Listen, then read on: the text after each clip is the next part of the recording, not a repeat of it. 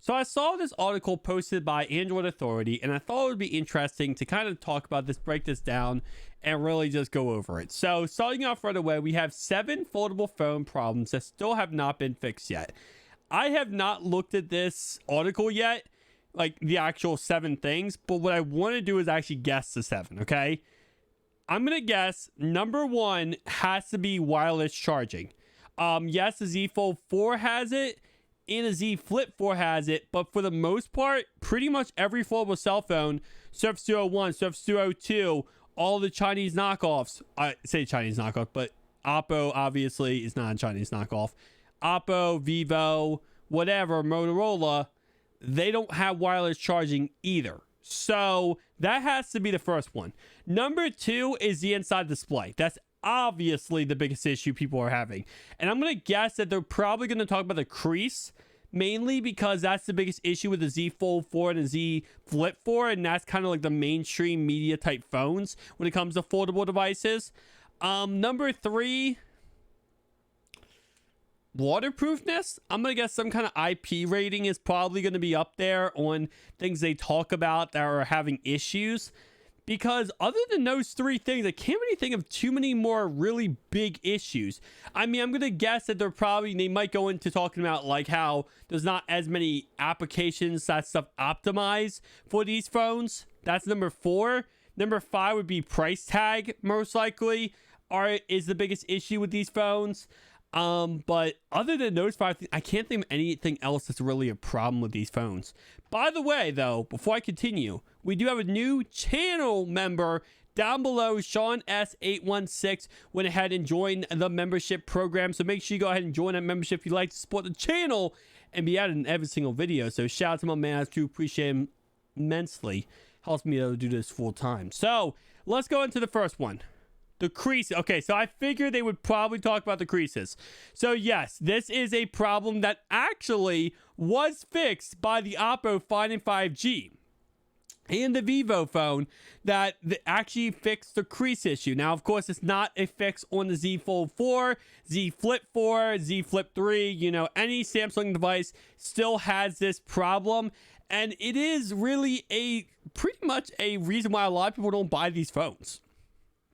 They look at this phone, they go, it's already creased. It already looks like it's going to break.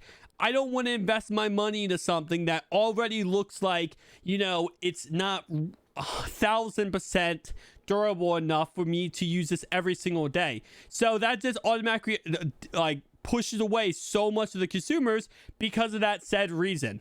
If you don't think this is that big of an issue, trust me, look at any foldable phone Reddit post. And that crease is really annoying to people. Now, I will say after using the Z Fold 4 for a good amount of time and Z Fold 3, the crease isn't really too much of an issue. Eventually, you just kind of get used to it being there. But their calibration where the crease is actually really bad. So if you go down scrolling, right, and you're clicking on right in the middle where the crease is, it will either click above it or below it. It will not click right in the middle. So the calibration for the screen is just absolutely god-awful where that crease is. For obvious reasons, you're literally clicking where there is a crease, so there's a little gap in the display. So that is something that, again, can't really truly be fixed. Oppo did it, but for the most part, you're bending glass. You're breaking physics trying to make this phone. It's really hard to actually, you know, avoid that crease. Again, Samsung could not figure it out. Oppo did, but Samsung still cannot figure this out. All right, number 2. Lack of dust. I should have thought about that. I said waterproofness, and I should have thought of dust resistance.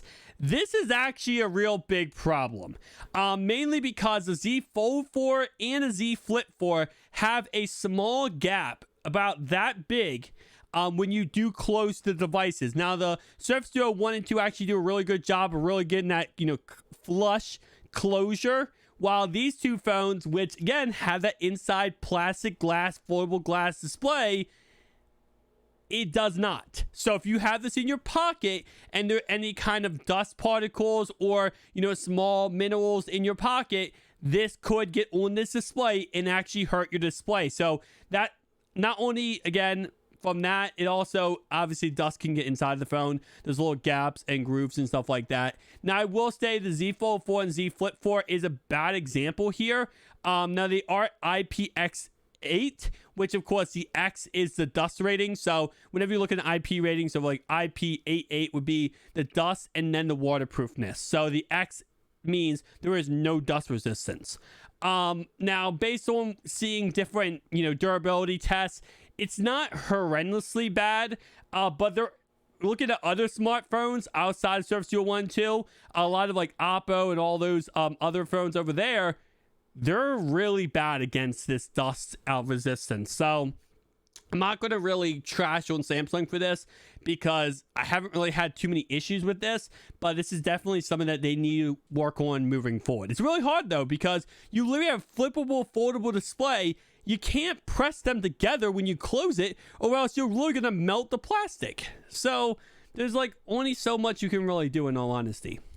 Foldable screens that look and feel cheap. Okay, so I disagree with this. It is foldable glass, right?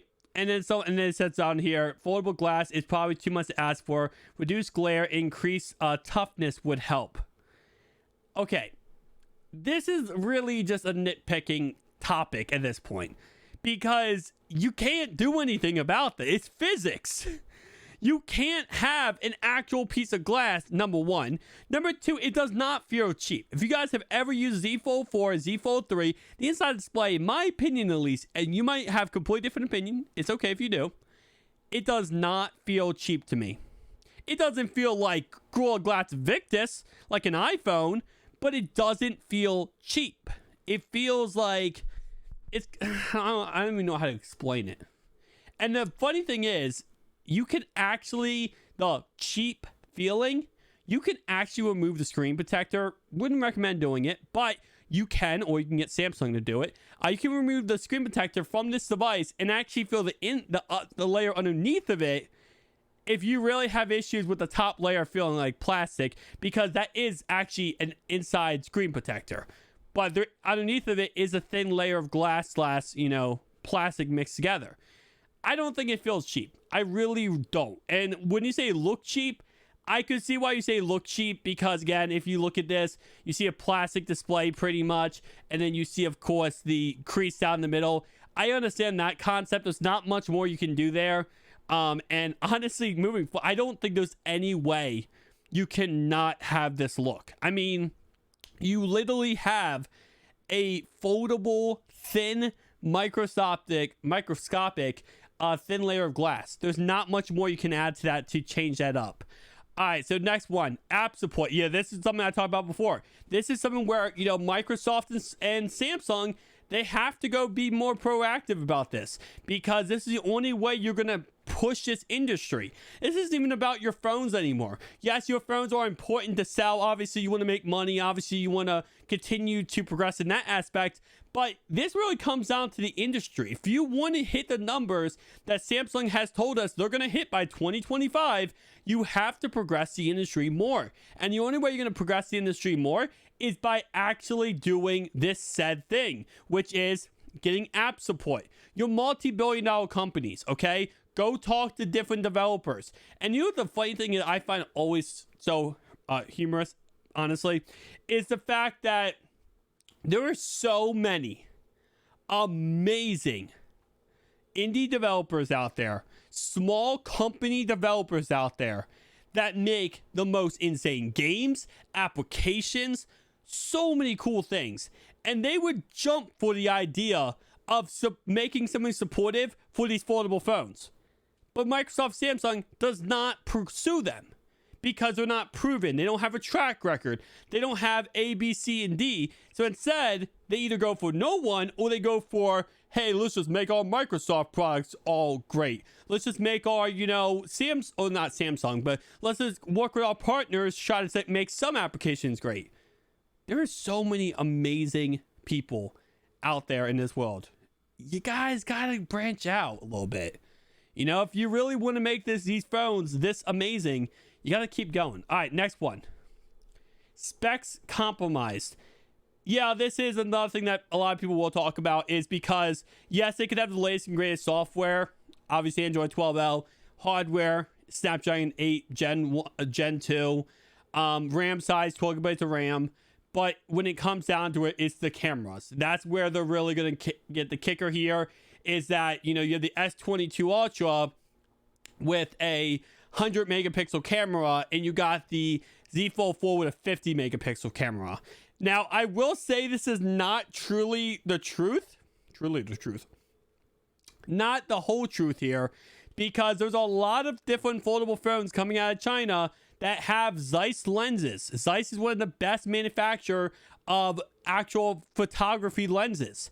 And you have a lot of different companies over there who are creating 50, 60, 70, 80, 90, 100 megapixel cameras on the back of these foldable cell phones. So while, yes, Samsung might be kind of lacking what they could give, you got to keep in mind also the price tag. If you give these crazy cameras, you're going to add so much more money. It's a lose-lose here.